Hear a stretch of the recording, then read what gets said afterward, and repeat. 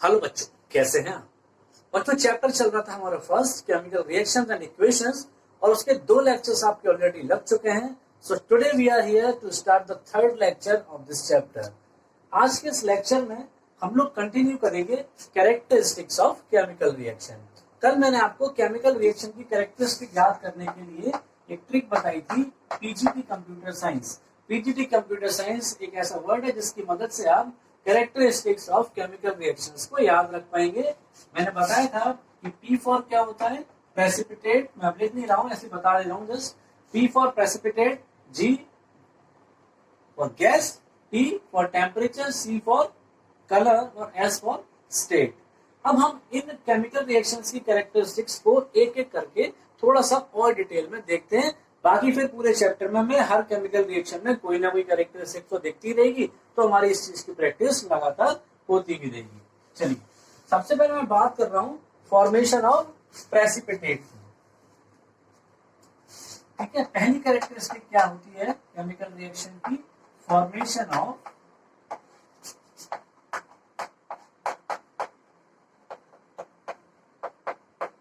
Precipitate. तो मैंने कल वाले लेक्चर में प्रेसिपिटेट का मतलब बता दिया था। क्या बताया था? When we mix two solution into each other then the solid substance come into existence, that is called precipitate. जब हम दो सॉल्यूशंस को आपस में मिलाते हैं तो उनके मिलने से एक जो सॉलिड टाइप का सब्सटेंस बन जाता है, वो ही क्या कहलाता है? प्रेसिपिटेट। और इसके लिए मैंने आपको मिल्क वाला एग्जाम्पल भी दिया था। अब एक दो ऐसे रिएक्शंस देखते हैं जिनमें प्रेसिपिटेट बनता है। ठीक है, प्रेसिपिटेट जो है कलर्ड भी हो सकता है और प्रेसिपिटेट जो है वो व्हाइट भी हो सकता है। तो उसके लिए आप जो है जब पढ़ेंगे डिफरेंट डिफरेंट केमिकल रिएक्शंस में बनने वाले प्रेसिपिटेट्स याद रखना पड़ेगा उनको, तब आप ये चीज बता पाएंगे।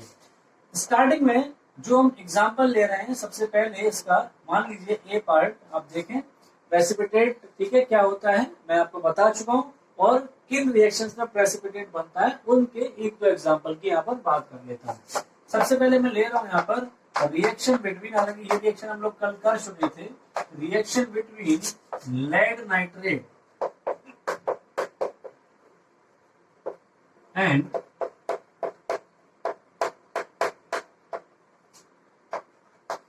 Potassium iodide. ठीक है, हमने क्या देखा था कि जो लेड नाइट्रेट होता है, जो कि कैसा होता है? कलरलेस सॉल्यूशन, और उसमें हम ऐड कर रहे थे पोटेशियम आयोडाइड। ये भी एक कलरलेस सॉल्यूशन होता है। ठीक है, this is also colourless solution. और जब हमने इनको मिक्स किया, मिक्स करने पर क्या बना था? लेड आयोडाइड और पोटेशियम नाइट्रेट। ठीक है, तो ये जो लेड आयोडाइड बना, लेड आयोडाइड, ठीक, यही था येलो कलर का प्रेसिपिटेट। तो हम यहाँ पे लिख दे रहे हैं येलो कलर प्रेसिपिटेट। ठीक है, येलो कलर्ड प्रेसिपिटेट। और एक प्रोडक्ट इसमें और बन रहा है, वो मैं नीचे लिख दे रहा हूं, कौन सा? Potassium nitrate. ठीक है, जगह थोड़ी सी यहाँ पर कम है तो नीचे लिख दिया मैंने पोटेशियम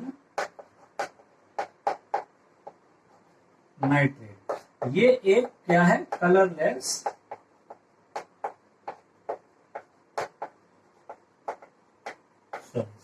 ठीक है, तो दो सॉल्यूशंस को मिक्स किया जिनमें कोई कलर नहीं था, और उनको मिक्स करने पर हमें येलो कलर का एक सॉलिड सब्सटेंस में बना हुआ दिखा, जिसको हमने बोला प्रेसिपिटेट। और वो किस सब्सटेंस का प्रेसिपिटेट है? लेड आयोडाइड का। ठीक है, आप ध्यान रखें कि प्रेसिपिटेट को शॉर्ट में पीपीटी भी लिखा जाता है। ठीक है, कहीं पर अगर पीपीटी लिखा हुआ है तो इसका मतलब क्या है? प्रेसिपिटेट।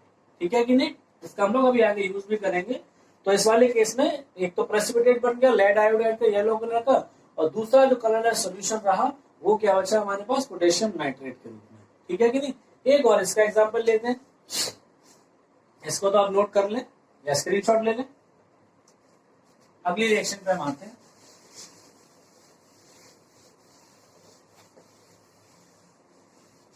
ठीक है, ये आप नोट करते रहे साथ साथ।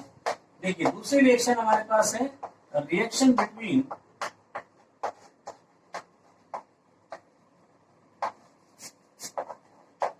सिल्वर नाइट्रेट एंड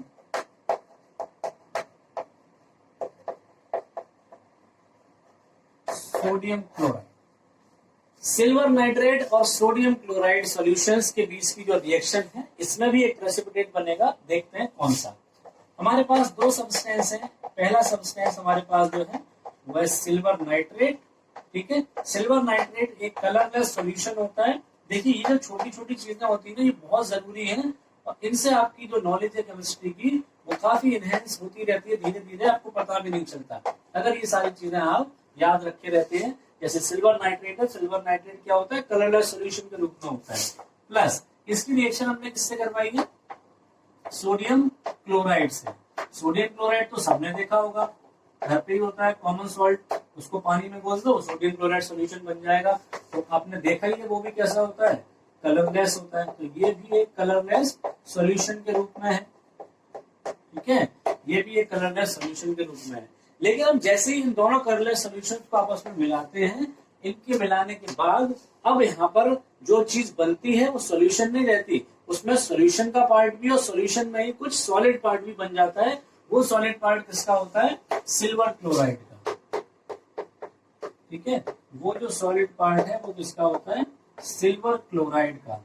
यानी सिल्वर क्लोराइड इस रिएक्शन में प्रेसिपिटेट है और इसका कलर जो होता है वो होता है व्हाइट। तो मैं यहाँ पे लिख दे रहा हूँ, सिल्वर क्लोराइड क्या है, एक व्हाइट प्रेसिपिटेट। और दूसरा जो सब्सटेंस बच गया सॉल्यूशन की फॉर्म में, वो बचा सोडियम नाइट्रेट। ठीक है, ये आपका जो दूसरा सब्सटेंस सॉल्यूशन के रूप में बच गया, ये बच गया सोडियम नाइट्रेट। क्लियर है। तो ये तो रिएक्शंस जो है प्रेसिपिटेट वाली मैंने बताई आपको। बहुत ज्यादा एग्जांपल यहाँ पर डिस्कस करने का कोई मतलब नहीं है, क्योंकि आगे जो भी हम चैप्टर पढ़ेंगे या इसी चैप्टर में भी आगे पढ़ेंगे तो तमाम केमिकल रिएक्शंस हमारे सामने आएंगी और उनमें जो भी प्रोडक्ट होंगे हम उनको बताएंगे, डिस्कस करेंगे। अगर उनमें कहीं प्रेसिपिटेट बन रहा होगा तो आप समझ जाएंगे कि वो रिएक्शन भी इसके एग्जाम्पल के रूप में लिखी जा सकती है। इसीलिए मैं कह रहा था कि इस चैप्टर की प्रैक्टिस आपकी पूरे क्लास पूरे 10th में होती रहेगी।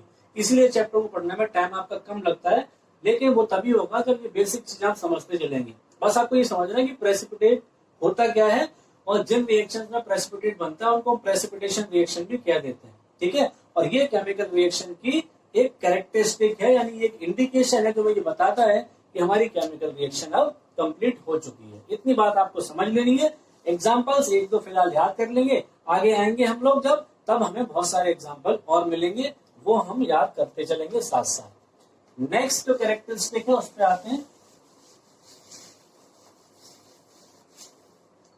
ठीक है, तो आप ध्यान करें वही word PGT, P for precipitate हमने पढ़ लिया है, जी फॉर क्या था, गैस। तो अगली जो कैरेक्टरिस्टिक है केमिकल रिएक्शन की वो है evolution of gas. Evolution of gas. ठीक, किसी गैस का निकलना भी एक केमिकल रिएक्शन की कैरेक्टरिस्टिक है। एग्जाम्पल के लिए यहाँ पर मैं क्या ले रहा हूं, देखिए एक रिएक्शन तो वही तो हमने कल पढ़ी थी। कौन सी थी वो रिएक्शन, रिएक्शन बिटवीन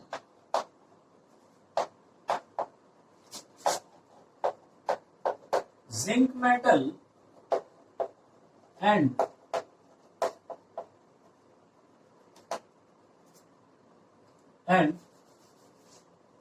क्या लिख दे रहा हूं, सल्फ्यूरिक एसिड। ठीक है, जिंक मेटल और सल्फ्यूरिक एसिड की रिएक्शन में ये कैरेक्टरिस्टिक दिखाई पड़ती है। कैसे लिख सकते हैं हम लिख सकते हैं, देखिए zinc plus sulphuric acid, sulphuric acid gives क्या क्या मिलता है हमें, जिंक का तो क्या बन जाता है, सल्फेट बन जाता है, जिंक सल्फेट। आप ध्यान से अगर देखें तो अगर हम फिजिकल स्टेट्स की बात करें तो जो जिंक है ये सॉलिड हुआ करता है और सल्फ्यूरिक एसिड क्या है, सॉल्यूशन की फॉर्म में है। ठीक है, सॉल्यूशन की फॉर्म में है। यहाँ पर गैसियस सब्सटेंस कोई भी नहीं है, लेकिन जैसे ही हम इस सॉलिड में इस सॉल्यूशन को मिलाते हैं, इस लिक्विड को मिलाते हैं, वैसे ही जिंक सल्फेट का तो सॉल्यूशन बचता है हमारे पास हमारी टेस्ट ट्यूब में, और एक गैस जो है वो टेस्ट ट्यूब से बाहर निकल जाती है। वो कौन सी गैस है, हाइड्रोजन गैस। ठीक है कि नहीं। तो इसमें एवोल्यूशन हो रहा है गैस का, एक गैस निकल रही है और इस हाइड्रोजन गैस का निकलना ही इस बात का इंडिकेशन है कि जिंक और सल्फ्यूरिक एसिड के बीच में रिएक्शन हो चुकी है। कल आपने इसका एग्जाम्पल पढ़ा था।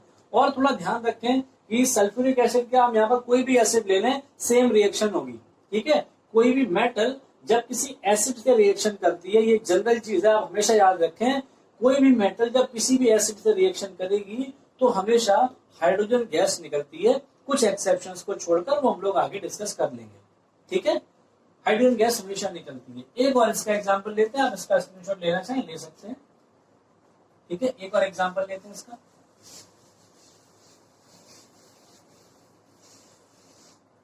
अगला इसका एग्जांपल जो मैं ले रहा हूं वो है हीटिंग ऑफ कैल्शियम कार्बोनेट।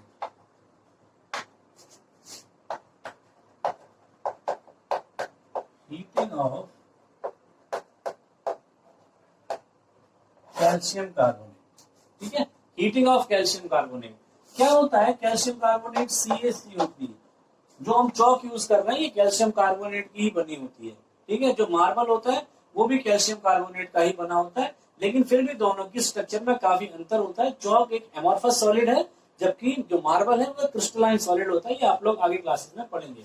तो कैल्शियम कार्बोनेट अपने आप में क्या है? एक सॉलिड है, ठीक है, ये सॉलिड है।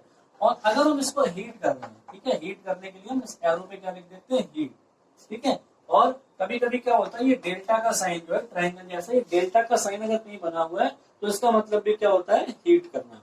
अभी हम आगे पढ़ेंगे इन सिंबल्स को। और तो एक चीज बनाते हैं, चाहे ये बनाए चाहे हीट लिखे, तो फिलहाल हम सब चीजें लिख रहे हैं, सिंबल्स का यूज नहीं कर रहे हैं, तो हम इसको भी हीट लिख दे रहे हैं। कैल्शियम कार्बोनेट जब हीट करते हैं तब हमारे पास, देखिए, कोई भी आपने जैसे कि मान लीजिए चाइना डिश ले ली। चाइना डिश क्या होता है? आपकी लैब में एक इस तरीके की बाउल, व्हाइट कलर की बाउल टाइप होती है, ठीक है। इसमें आपने अगर कैल्शियम कार्बोनेट ले लिया, ठीक है, चौक कैल्शियम कार्बोनेट जो कि सॉलिड है व्हाइट कलर का, वो आपने इसमें रखा और आपने जैसे इसको मान लीजिए ट्राइपॉड स्टैंड पे रख दिया, ठीक है। लैब में ये मिलता है ट्राइपॉड स्टैंड, इसमें जाली लगी होती है जिसको वायर गेज बोलते हैं। इसके ऊपर आपने इसको रख दिया और नीचे जो है बंसन बर्नर की सहायता से या मान लीजिए स्प्रिट लैम्प की सहायता से हमने इसको हीट किया। तो हीट करने पर क्या होगा? सॉलिड सॉलिड पार्ट तो इसी में रह जाएगा और इसके अंदर से एक गैस निकल जाएगी। वो गैस कौन सी होगी? वो गैस होगी कार्बन डाइऑक्साइड। सॉरी, मैं सिंबल नहीं लिख रहा हूँ अभी मैं नेम ही लिख रहा हूँ, कार्बन डाइऑक्साइड, ठीक है कि नहीं। यहाँ पर भी मैंने क्या लिख दिया है? फॉर्मूला लिख दिया है। फॉर्मूला नहीं लिखूंगा, जब बता दूंगा तभी लिखूंगा। यहाँ पर मैं लिख दे रहा हूँ नेम इसका कैल्शियम कार्बोनेट, ठीक है। कैल्शियम कार्बोनेट जब हम इसको हीट कर देंगे तो हीट करने पर एक गैस निकलेगी। गैस कौन सी होती है? वो कार्बन डाइऑक्साइड। और जो बच जाएगा बॉटम पे हमारे पास सॉलिड, वो होगा आपका कैल्शियम ऑक्साइड, ठीक है। तो कैल्शियम ऑक्साइड आपका बच जाएगा और कार्बन डाइऑक्साइड निकल जाएगा। क्लियर है? तो ये भी एक ऐसी कह सकते हो एग्जांपल है जिसमें जो कैरेक्टरिस्टिक है वो क्या है? Evolution of gas. क्लियर? एक और एग्जांपल आप लेना चाहें तो मैं एक और एग्जांपल ले रहा हूं यहाँ पर इसी चीज का, ठीक है। हालांकि बहुत ज्यादा एग्जांपल यहाँ पर लेने से कोई बेनिफिट खास नहीं है। चलिए फिर भी एक और एग्जांपल ले लेते हैं।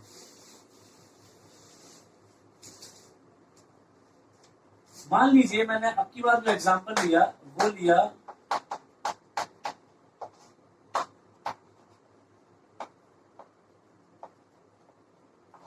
Reaction between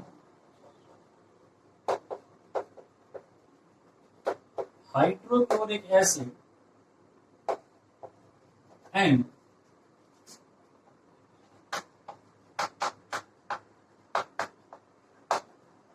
sodium hydrogen carbonate, ठीक है। सोडियम हाइड्रोजन कार्बोनेट और हाइड्रोक्लोरिक एसिड की हमने यहाँ पर रिएक्शन ली है। तो हम लिखते हैं, देखिए क्या करेंगे हम लोग। वैसे तो ये सारी चीजें कैसी है? प्रैक्टिकल बेस्ड है, आप इनको करके देखेंगे तभी आप ज्यादा अच्छे समझ पाएंगे। लेकिन फिर भी यहाँ पर आपको समझ में आएगा, जैसे मैं बता रहा हूँ वैसे देखें।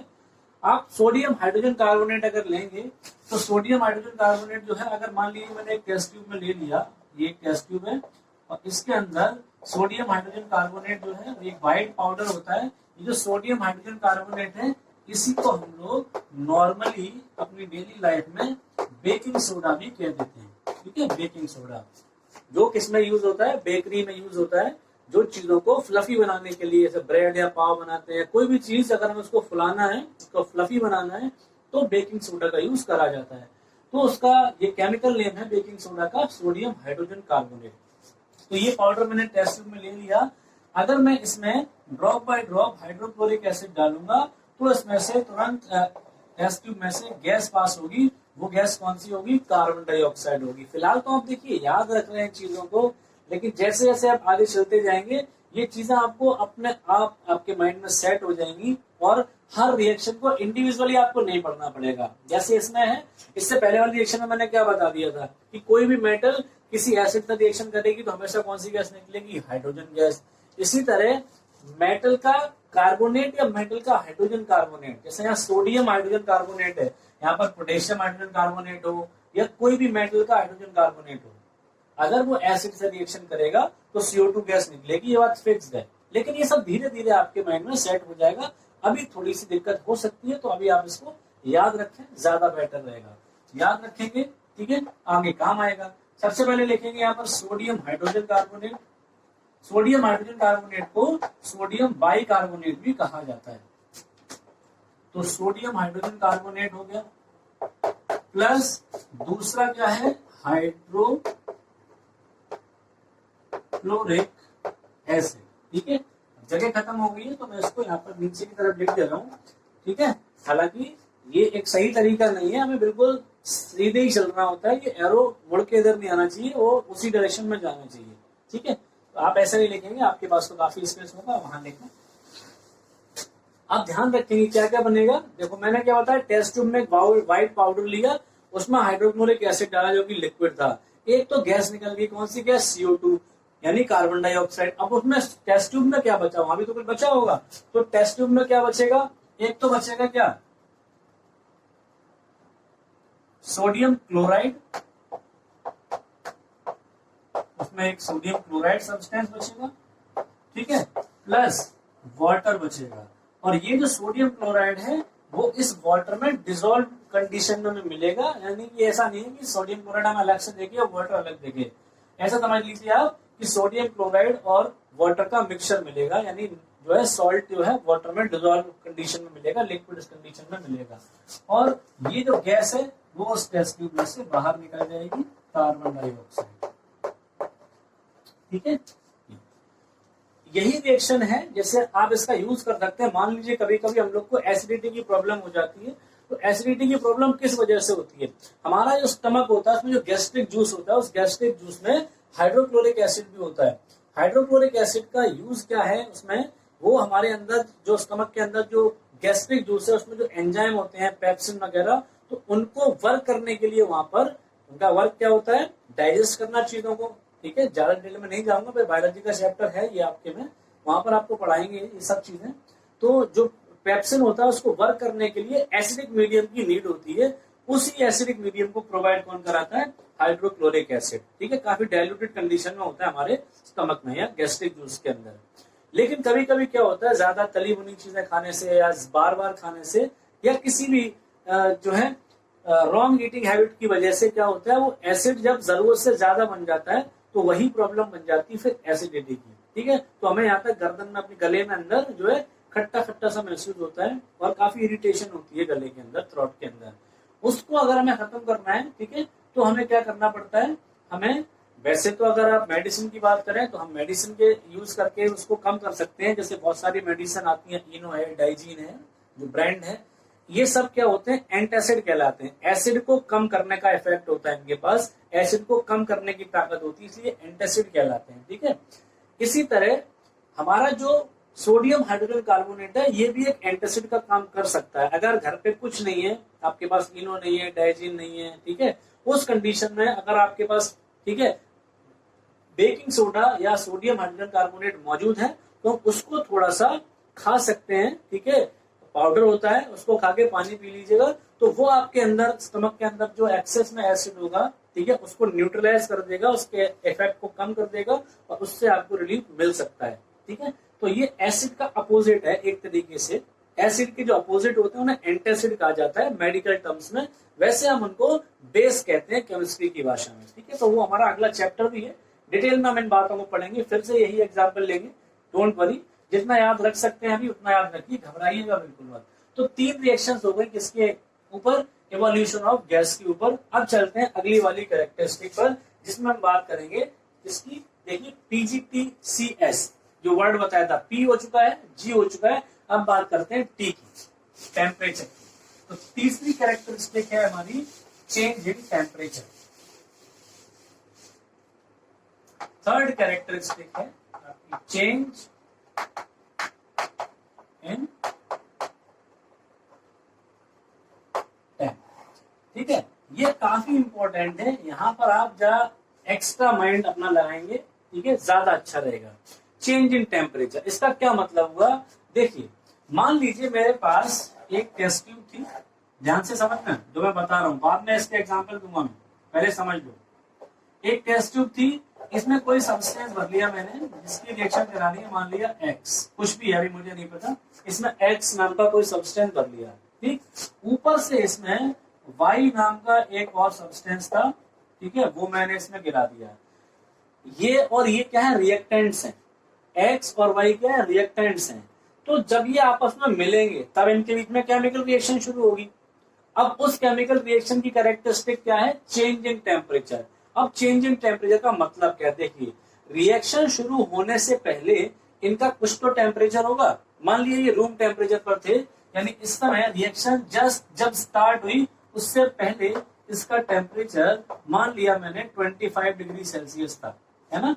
जैसे ये ड्रॉप्स इसके अंदर गई तो रिएक्शन शुरू हो गई, लेकिन रिएक्शन जिस मोमेंट में स्टार्ट हुई जस्ट उससे एक मोमेंट पहले की आप बात करें, यानी रिएक्शन स्टार्ट ही हुई हो, बिल्कुल प्रोसीड ना कर पाई हो, जस्ट स्टार्ट ही हुई हो, उससे एक मोमेंट पहले उसका टेम्परेचर हमने मान लिया रिएक्शन होने से पहले का 25 डिग्री सेल्सियस। अब 2 केस हो सकते हैं, क्या हो सकते हैं 2 केस, कि हो सकता है जैसे इनकी रिएक्शन शुरू हो और रिएक्शन के दौरान इनका टेम्परेचर और ज्यादा बढ़ जाए, ये भी हो सकता है, टेम्परेचर राइज हो जाए, ये भी हो सकता है, ठीक है कि नहीं। और ये भी हो सकता है कि टेम्परेचर 25 डिग्री सेल्सियस से भी कम हो जाए। मान लीजिए अगर टेम्परेचर बढ़ गया तो जब हम इसको छू के देखेंगे तो ये हमें हीट महसूस करेगी, हीट महसूस होगी, हमें गर्म लगेगी ये टेस्ट ट्यूब। और अगर इसका टेम्परेचर कम हो गया तब हम इसको छू के देखेंगे तो ये टेस्ट ट्यूब हमें थोड़ी सी ठंडी लगेगी, कूल लगेगी। दोनों ही बातें हैं, तो दोनों एग्जाम्पल मैं आपको अलग अलग दूंगा। फिलहाल यहाँ से 2 इंपॉर्टेंट टर्म निकल कर आते हैं। 2 टाइप की केमिकल रिएक्शन होती है, एक तो होती है एक्सोथर्मिक, हालांकि इन चीजों को भी फिर से मैं आगे बढ़ाऊंगा आपको। एक तो होती है एक्सोथर्मिक रिएक्शन, ठीक है, और दूसरी होती है आपकी एंडोथर्मिक, इसके बाद लिख दूंगा एंडोथर्मिक रिएक्शंस, ठीक है, एक्सोथर्मिक और एंडोथर्मिक। अब एक्सोथर्मिक क्या होती है और एंडोथर्मिक क्या होती है वो समझ लेते हैं, मैं यहाँ पर डिफाइन कर दे रहा हूं। एक्सोथर्मिक का मतलब है दोज रिएक्शंस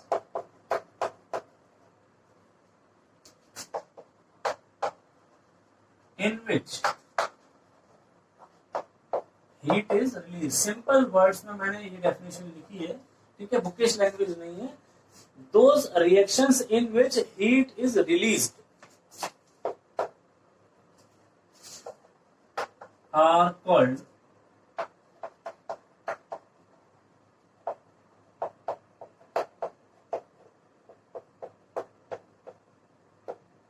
एक्सोथर्मिक रिएक्शन, ठीक है, एक्सोथर्मिक रिएक्शन। यानी कि क्या हुआ कि अगर हमने एक रिएक्टेंट और दूसरे रिएक्टेंट का ऑप्शन मिला दिया और उन्होंने हीट रिलीज कर दी, उन्होंने हीट जो है एटमॉस्फेयर में देना स्टार्ट कर दी, तो जैसे ही आप टच करेंगे वो हीट आपके हैंड में रिसीव होगी तो आपको ये कैसी लगेगी, गर्म महसूस होगी। समझ में आ रही ना बात, हीट रिलीज हो रही है, मतलब इनके पास ऑलरेडी जो हीट थी वो ये क्या कर रहे हैं, ये रिलीज कर रहे हैं। रिलीज कहाँ करेंगे, एटमॉस्फेयर में, आप भी एटमॉस्फेयर में ही है, तो जैसे ही आप इसको टच करेंगे इस टेस्ट ट्यूब को तो आपको गर्म महसूस होगी। तो इस टाइप की केमिकल रिएक्शंस क्या कहलाएंगी, एक्सोथर्मिक रिएक्शंस कहलाएंगी, ठीक है कि नहीं। चलिए दूसरे टाइप की रिएक्शंस क्या है वो भी देख लेते हैं। दूसरे टाइप की रिएक्शंस का नाम होता है endothermic reactions.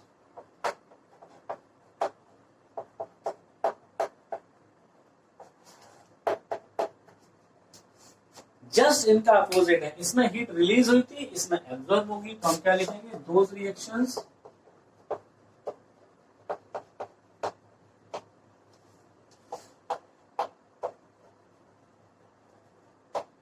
in which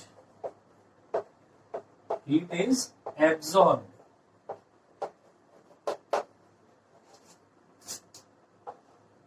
are called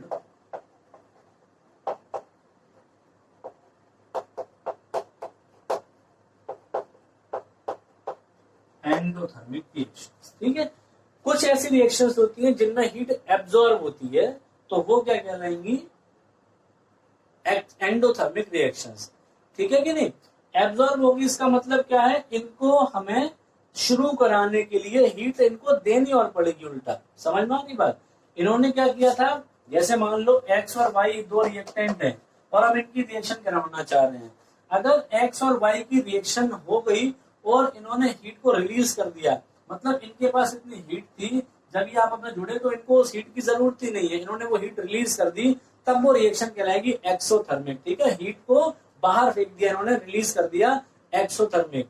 और अगर इन दोनों की रिएक्शन हमें कराने को मिली और हमें इनकी रिएक्शन कराने के लिए उल्टा इनको ही हीट देनी पड़ रही है, ये हीट को पहले एब्जॉर्ब करेंगे तब जाके कहीं रिएक्ट करेंगे, यानी इनको हीट की बहुत नीड है, ये पहले हीट को एब्जॉर्ब करेंगे, हीट को गेन करेंगे, उस हीट से इन्हें इतनी एनर्जी मिलेगी तब जाकर ये रिएक्ट करके, ठीक है, कुछ प्रोडक्ट बना पाएंगे। तो ऐसी रिएक्शन क्या कहलाएंगी, एंडोथर्मिक रिएक्शंस। ठीक है, अब इसको भी याद रखने के लिए आप एक छोटी सी ट्रिक का यूज कर सकते हैं। देखिए, एक तो क्या है एक्सोथर्मिक है, दूसरी क्या है एंडोथर्मिक। पहले आप इसका स्क्रीनशॉट ले लो, फिर मैं लिखता हूँ। ठीक है, फटाफट लिख लीजिए, अभी हम दोनों के एग्जाम्पल आपको देंगे। चलिए,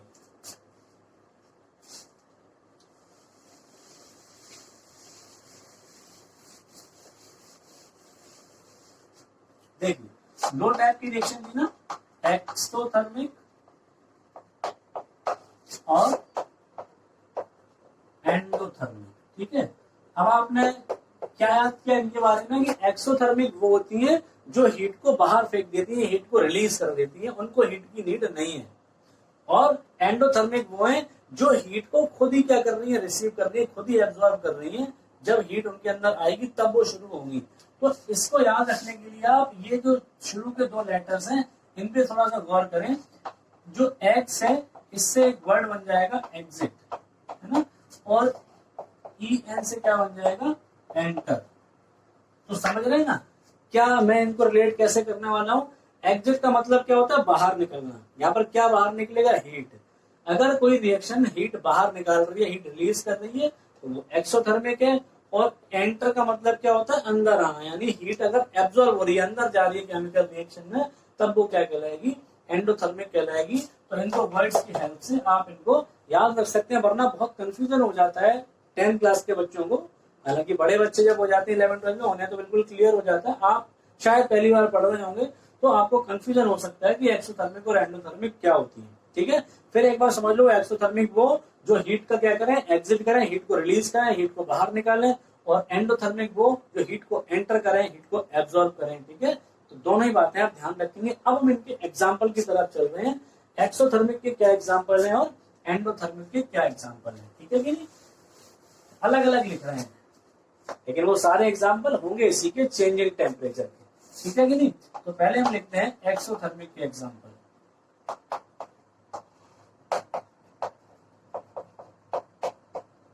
एक्सोथर्मिक में एग्जाम्पल सबसे पहला, एक तो एग्जाम्पल हम वही दे सकते हैं, कौन सा, जिंक और सल्फ्यूरिक एसिड वाला। मैंने कहा था आपसे कि जरूरी नहीं है कि कोई केमिकल रिएक्शन सिर्फ एक ही कैरेक्टरिस्टिक को शो करे। जैसे ये वाली जो रिएक्शन थी, इसको मैं अभी पहले भी पढ़ा चुका हूँ, क्या में इवोल्यूशन ऑफ गैस में।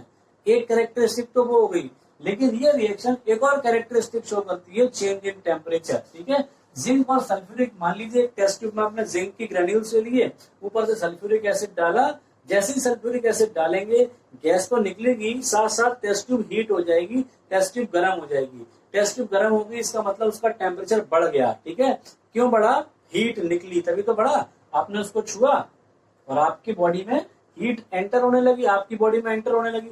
एंटर क्यों हुई? क्योंकि उस रिएक्शन से निकल रही है, वो रिएक्शन उस हीट को क्या कर रही है? एग्जिट करवा रही है। तो एक्सोथर्मिक का एग्जांपल हो गया।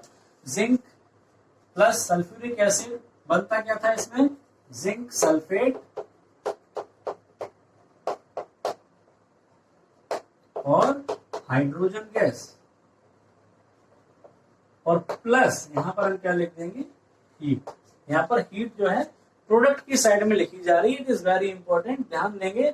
एक्सोथर्मिक रिएक्शंस में जो हीट है वो प्रोडक्ट के साइड पर लिखी जा रही है, यानी हीट एज ए प्रोडक्ट बन रही है, हीट वहां पर निकल रही है, रिलीज हो रही है, हमें देनी नहीं पड़ रही। एक एग्जाम्पल तो ये हो गया। एक और एग्जाम्पल हम ले सकते हैं, बहुत कॉमन एग्जाम्पल है, ठीक है, कैल्शियम ऑक्साइड। जो कैल्शियम ऑक्साइड होता है हमारा, कैल्शियम ऑक्साइड को क्विक लाइम भी कहा जाता है, क्विक लाइम, ठीक है, क्विक लाइम। इसको हम लोग हिंदी में बोलते हैं चूना। जो पत्थर जैसा चूना आता है ना, व्हाइट, जो व्हाइट वॉशिंग करने के काम आता है, आपने देखा होगा पेंट्स की दुकानों पे, मार्केट में मिलता है चूना, जिसको हम बोलते हैं कैल्शियम ऑक्साइड, उसका केमिकल नेम है, उसको क्विक लाइम भी कहा जाता है। अगर हम इसमें वाटर ऐड कर दें, और ये हो सकता है आपने घर पे ऑब्जर्व भी किया हो, अगर चूने से व्हाइट वॉश कभी होता हो आपके घर में, ठीक है, तो कैल्शियम ऑक्साइड जब पानी से भरी हुई किसी बकेट में डाल देते हैं तो अचानक से क्या होता है? बॉयल सा होने लगता है, और उस बकेट को हम बाहर से छू के देखते हैं तो काफी गर्म लगती है। तो ऐसा क्यों होता है? क्योंकि कैल्शियम ऑक्साइड और वाटर के बीच की जो रिएक्शन है, इसमें प्रोडक्ट के रूप में तो क्या बनता है? कैल्शियम हाइड्रोक्साइड, ठीक है, और प्लस साथ ही साथ इस रिएक्शन में हीट भी इवॉल्व होती है, ठीक है, इस रिएक्शन में हीट भी इवॉल्व होती है। इसका मतलब ये रिएक्शन भी किसका एग्जांपल है? एक्सोथर्मिक। तो टेम्परेचर में क्या चेंज आया? जब हीट रिलीज होगी उनके अंदर से, तो जो वेसल, जो टेस्ट ट्यूब या जो भी चीज हमने ले रखी होगी वो गर्म हो जाएगी, तो सीधी सी बात है उसका टेम्परेचर क्या होगा? बढ़ जाएगा। तो एक्सोथर्मिक रिएक्शंस में हमेशा क्या होता है? राइज इन टेम्परेचर होता है, ठीक है, वो चीज आपको पहले से ज्यादा गर्म लगने लगती है। अब एंडोथर्मिक रिएक्शन के भी एग्जाम्पल लेंगे, उसमें इसका उल्टा हो जाएगा, ठीक है, तो ले लेते हैं एक एग्जाम्पल, देख लीजिए।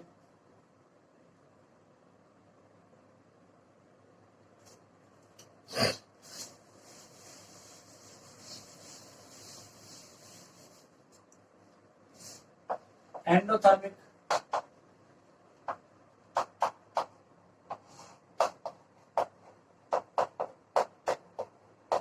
इसमें जो एग्जांपल ले रहे हैं वो ले रहे हैं बेरियम हाइड्रोक्साइड। एग्जांपल ही एग्जांपल है, पूरे चैप्टर में कुछ है ही नहीं। बेरियम हाइड्रोक्साइड की रिएक्शन जो हम कराते हैं अमोनियम क्लोराइड से, दोनों ही सॉल्यूशन है। हालांकि अमोनियम क्लोराइड जो है लैब में आपके सॉलिड फॉर्म में मिलता है, लेकिन रिएक्शन हमें कैसे करानी है उसका सॉल्यूशन वाटर में बनाएंगे उसके बाद। तो बेरियम हाइड्रोक्साइड और अमोनियम क्लोराइड का आप क्या कराएंगे? रिएक्ट कराएंगे इनको आपस में, तो बेरियम क्लोराइड और अमोनियम हाइड्रोक्साइड बनता है। जो प्रोडक्ट बनेंगे वो बनेंगे barium chloride plus ammonium hydroxide, ठीक है। अब इसमें हीट कहाँ लिखा जाए? इसमें जो हीट लिखेंगे हम वो यहां पर लिख सकते हैं, ठीक है, लेकिन देखिए ध्यान से आप समझ लें इस चीज को, चूंकि अभी हम वर्ड इक्वेशंस लिख रहे हैं, जो हम ये स्पेलिंग्स में लिख देते हैं वो वर्ड इक्वेशंस कहते हैं। वर्ड इक्वेशन केमिकल रिएक्शंस को पूरी अच्छी तरीके से जो है रिप्रेजेंट नहीं कर पाती हैं। एक्चुअल में एंडोथर्मिक रिएक्शन तो वही होती है जो हीट को एब्जॉर्ब करती है। अब डिपेंड करता है कि कितना एब्जॉर्ब किया। कुछ ऐसी रिएक्शंस होती हैं जो इतनी ज्यादा हीट एब्जॉर्ब करती हैं, इतनी ज्यादा करती हैं कि हम उनको किसी बर्नर की सहायता से या स्प्लिट लैंप की सहायता से हीट देनी पड़ती है ना, तब जाके वो शुरू होती हैं। तो वैसे केस में हम यहाँ पर क्या लिख देते हैं? हीट लिख देते हैं कि हमने भाई इन दोनों सब्सटेंस को मिक्स किया, बर्नर की हेल्प से या स्प्लिट लैंप की हेल्प से उसको हीट किया मिक्सचर को, तब जाके ये रिएक्शन हुई और ये प्रोडक्ट बने। लेकिन कुछ ऐसी एंडोथर्मिक रिएक्शंस भी हैं जिनको अलग से हीट नहीं देनी पड़ रही है, वो अपने अंदर की जो हीट है, उनके अंदर भी तो कुछ हीट होगी ना ऑलरेडी, उस हीट को ही वो एब्जॉर्ब करके और उसी से अपना काम चला लेती है, अलग से नहीं देनी पड़ती है। तो होगा क्या? उनकी हीट पहले से कम तो हो ही जाएगी ना, जब पहले से कम हो जाएगी तो टेम्परेचर डाउन हो जाएगा, वो ठंडा लगेगा सब्सटेंस, ठीक है कि नहीं। तो जो रिएक्शन अपने आप अपनी खुद की हीट से ही हो जा रही है वो भी एंडोथर्मिक है, और जिनको आपको और ज्यादा अलग से देनी पड़ रही है वो भी एंडोथर्मिक है। उन्हीं के केस में हम यहाँ पर हीट लिख देते हैं इसमें हम ये हीट ना भी लिखें तब भी हमारा काम चलेगा, यानी बेरियम हाइड्रोक्साइड और अमोनियम क्लोराइड को बिना हीट कराए भी इनकी रिएक्शंस हो जाती है, लेकिन ये अपनी इंटरनल हीट को ही यूज कर लेते हैं, ठीक है, अपनी रिएक्शन को कराने में। इसीलिए इस दोनों के मिक्सचर का जो टेम्परेचर है पहले से डाउन हो जाता है, और जिस टेस्ट ट्यूब में आपने इनकी रिएक्शन कराई होगी वो पहले के कंपैरिजन में कैसी हो जाती है, ठंडी हो जाती है, ठीक है। तो इस चीज को आप ध्यान रखेंगे। क्लियर है? चलिए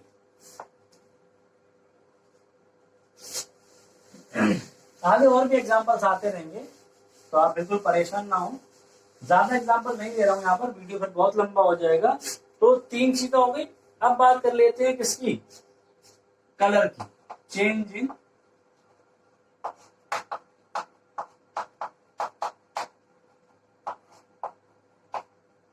इन कलर। तो चेंज इन कलर में एक रिएक्शन तो आप ऑलरेडी पढ़ चुके हैं, कौन सी वाली? अभी मैं वही एग्जांपल्स बार बार रिपीट कर दे रहा हूँ ताकि कम से कम ये एग्जांपल तो आपके माइंड में फिट हो जाए। फिर आगे तो बहुत सारे एग्जांपल मिलेंगे, उनको तो आपको याद रखना ही पड़ेगा। एक रिएक्शन हमने कौन सी करी थी जिसमें प्रेसिपिटेट भी बना था और कलर भी था, कौन सी थी वो? पोटेशियम आयोडाइड की और लेड नाइट्रेट की।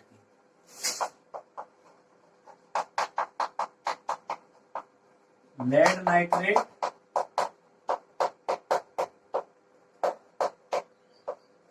प्लस पोटेशियम आयोडाइड, ठीक है।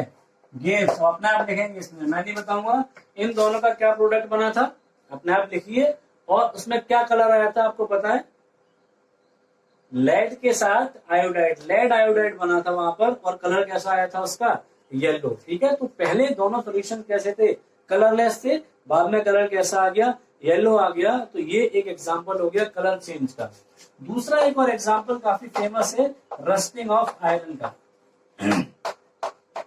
Rusting of iron. आयरन का कलर कैसा होता है? लगभग ग्रे होता है, ठीक है, थोड़ा सा शाइनी भी होता है, बहुत ज्यादा तो नहीं। लेकिन जब उसमें जंग लग जाती है, रस्ट लग जाती है, तब उसके ऊपर एक ब्राउन कलर की लेयर, एक रेडिश ब्राउन कलर की लेयर आ जाती है, जो कि पहले नहीं थी। इसका मतलब क्या हुआ? जो हमारा आयरन था, आयरन ने किससे रिएक्शन कर ली? ऑक्सीजन से प्लस मॉइस्चर से। वर्ड इक्वेशन है ये, मैं यहाँ पर फॉर्मूलेज नहीं लिख रहा हूँ अभी। यहाँ पर आयरन, ऑक्सीजन और मॉइस्चर से रिएक्शन कर ली, और यहाँ पर बनाया क्या? Iron oxide.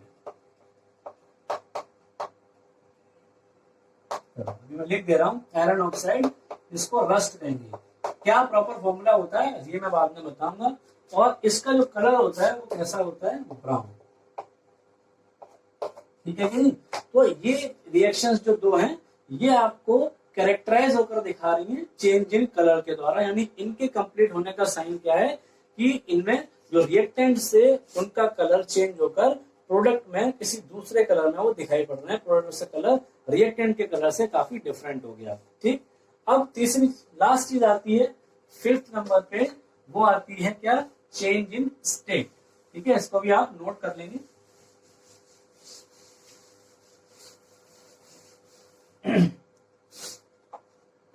फिफ्थ नंबर पे आएगा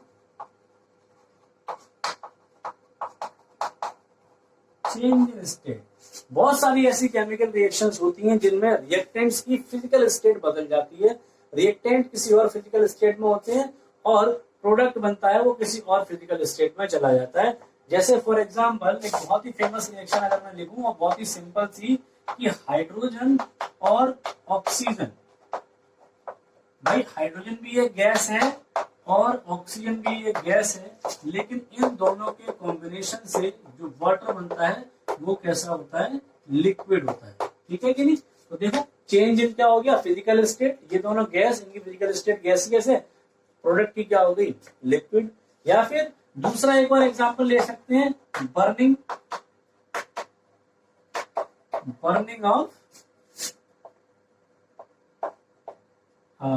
ऑफ पेट्रोल, ठीक है, या कोल। किसी भी टाइप का फ्यूल जो है जब आप उसको बर्न करेंगे, ठीक है, जैसे मान लो पेट्रोल का कोई फॉर्मूला तो यहाँ पर प्रॉपर नहीं होगा, लेकिन अगर मैं पेट्रोल को बर्न कर रहा हूँ यानी पेट्रोल की ऑक्सीजन से रिएक्शन करवाऊं तो क्या होगा? ठीक है, क्या होगा यहाँ पर? अब आप इसके प्रोडक्ट तो नहीं बता पाएंगे, देखिए हमें ये तो पता है कि जो पेट्रोल है जो लिक्विड स्टेट में था, अब वो कौन सी स्टेट में पहुंच जाएगा, गैसियस स्टेट में, यानी वो जलने के बाद सब वेपर बन के निकल जाएगा, गैसियस फॉर्म में निकल जाएगा और हीट निकलेगी। ठीक है कि नहीं?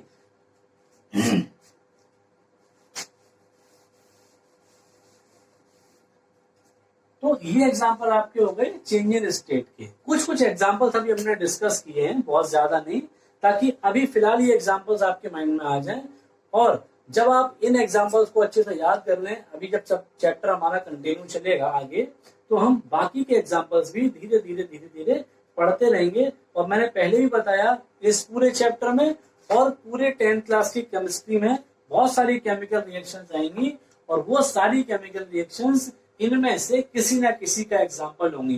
किसी में प्रेसिपिटेट बन रहा होगा, किसी में टेम्परेचर चेंज हो रहा होगा, किसी में कलर, किसी में फिजिकल स्टेट, किसी में गैस निकल रही होगी। वहां पर हमें ये आराम से याद हो जाएंगे। ठीक है, तब तक आप इतनी चीजों को रिवाइज करिए। बाकी में फिर हम लोग अगले क्लास में या अगले लेक्चर में हम लोग जब मिलेंगे, तब हम लोग डिस्कस करेंगे किसको, केमिकल इक्वेशंस को। Very important.